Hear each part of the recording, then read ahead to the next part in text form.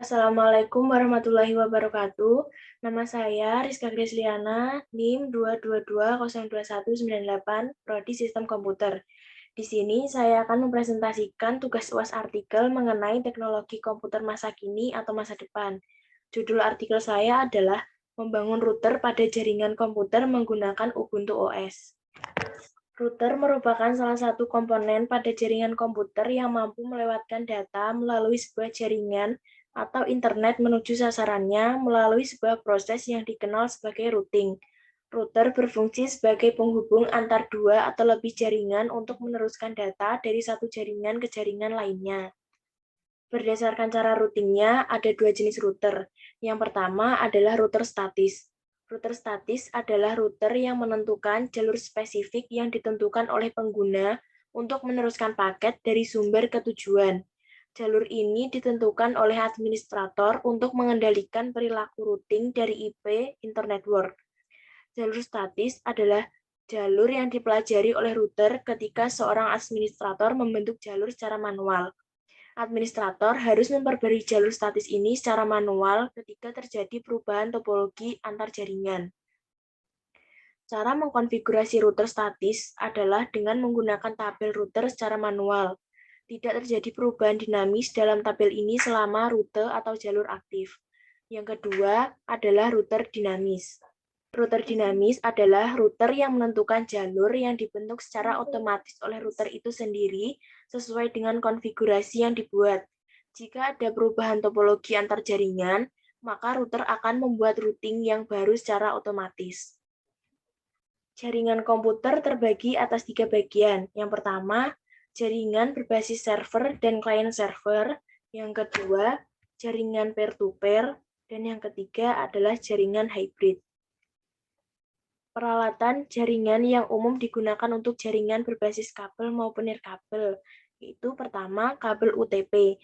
Kabel UTP merupakan salah satu media transmisi yang digunakan untuk menghubungkan antara komputer atau peralatan jaringan satu dengan komputer atau peralatan jaringan yang lain dengan menggunakan port RJ45.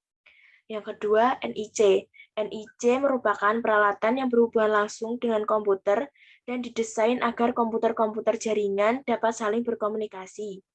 NIC adalah contoh alat yang dapat bekerja pada layar pertama atau layar fisikal. Yang ketiga, HUB. HUB merupakan peralatan yang dapat menggandakan frame data yang berasal dari salah satu komputer ke semua port yang ada pada hub tersebut, sehingga semua komputer yang berhubungan dengan port hub akan menerima data juga. Yang keempat, router. Router merupakan peralatan jaringan yang dapat menghubungkan satu jaringan dengan jaringan yang lain. Yang kelima adalah switch. Yang keenam, modem. Modem digunakan sebagai penghubung jaringan LAN dengan internet. Yang ketujuh, repeater. Repeater adalah contoh active hub.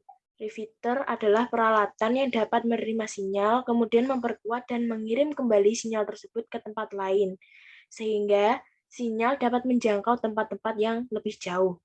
8. Bridge. Bridge merupakan peralatan yang dapat menghubungkan beberapa segmen dalam sebuah jaringan. Sehingga jika sebuah komputer mengirim data untuk komputer tertentu, maka bridge akan mengirim data melalui port yang terhubung dengan komputer tujuan saja. Yang ke-9, gateway. Gateway bekerja dan bertugas melewatkan paket antar jaringan dengan protokol yang berbeda, sehingga perbedaan tersebut tidak tampak pada lapisan aplikasi. Gateway juga biasa disebut dengan IP router. Gateway bekerja pada layar aplikasi. Yang ke-10 AP atau access point. AP adalah salah satu perangkat yang dapat mendukung akses jaringan tanpa kabel atau wireless LAN. AP menggunakan gelombang radio sebagai media transmisinya. Fungsi utama dari AP adalah sebagai pusat koneksi. AP dapat dikatakan mempunyai fungsi seperti switch pada jaringan transmisi kabel. Selanjutnya masuk ke dalam proses instalasi Ubuntu 9.04. Secara garis besar, saat menginstal Ubuntu, kita akan melewati beberapa tahapan pra-install. Yang pertama adalah memilih bahasa instalasi. Di halaman welcome biasanya bisa memilih bahasa selama proses instalasi. Bahasa ini juga akan menjadi bahasa default sistem atau bisa memilih bahasa baru nanti melalui menu.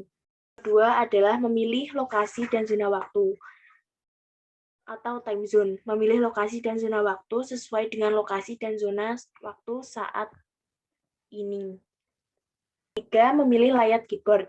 Yang keempat, melakukan pemartisan hard disk. Atau yang kelima, membuat user atau pengguna. Yang keenam, migrasi dokumen dan setting. Yang ketujuh, summary atau instalasi grup. Jika PC sudah dikonfigurasikan untuk boot ke CD-ROM, maka bisa menggunakan sampai layar pilihan boot Ubuntu atau bisa menekan tombol F12 atau sejenisnya. Untuk mengganti pilihan booting pada layar menu booting Ubuntu, akan diberikan beberapa pilihan. Yang pertama, try Ubuntu untuk mencoba sistem live. Yang kedua, install Ubuntu untuk menginstal Ubuntu. Yang ketiga, cek disk untuk mengecek CD. Yang keempat, tes memori untuk mencoba RAM. Yang kelima, boot from untuk memboost OS di hard disk. Selanjutnya adalah cara membangun PC router. Persiapan awal untuk membangun proyek router rumahan ini adalah 1.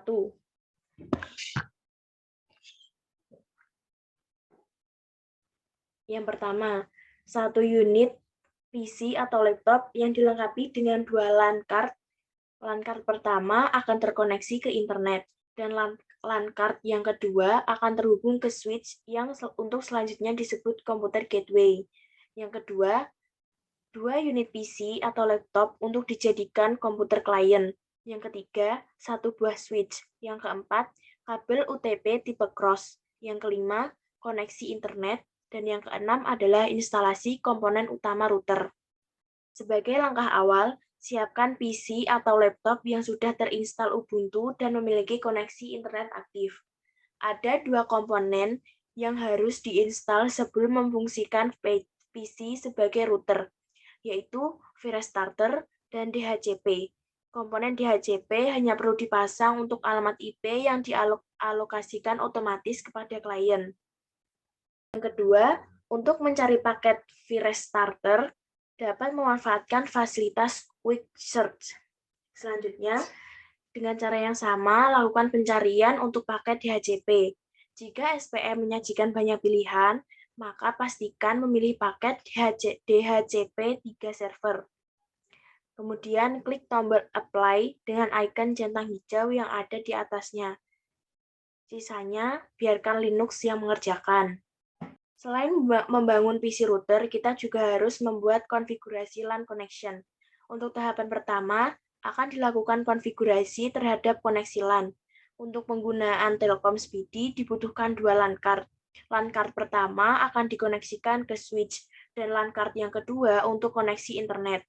Untuk pengerjaan tugas ini hanya ada 1 LAN card, dan akan dihubungkan ke switch, sedangkan untuk koneksi internet dapat menggunakan slot USB modem ponsel. Selanjutnya, konfigurasi router. Untuk mengkonfigurasi PC router pada Ubuntu, langkah-langkahnya sebagai berikut. Melakukan konfigurasi Virus Starter menggunakan semua koneksi dari klien bisa diteruskan ke internet. Langkah berikutnya adalah melakukan konfigurasi Virus Starter agar semua koneksi dari klien bisa diteruskan ke internet. Langkah terakhir adalah membangun firewall, karena router tidak lengkap apabila tidak ada pengaman atau pengaman tambahan untuk menangkal serangan yang sangat mungkin datang dari sisi internet. Kesimpulan dari presentasi saya, yang pertama, PC router dapat dibangun dengan menggunakan sistem operasi Ubuntu yang telah dipasang paket aplikasi Virus Starter. PC router ini memiliki kestabilan dan keamanan kelas enterprise yang handal dan murah karena didukung dengan sistem operasi Linux yang free. Yang kedua, PC router Ubuntu ini memiliki kemampuan processing dengan kecepatan yang tinggi karena ditangani oleh kecepatan prosesor PC, memori PC, mainboard PC, dan hard disk PC.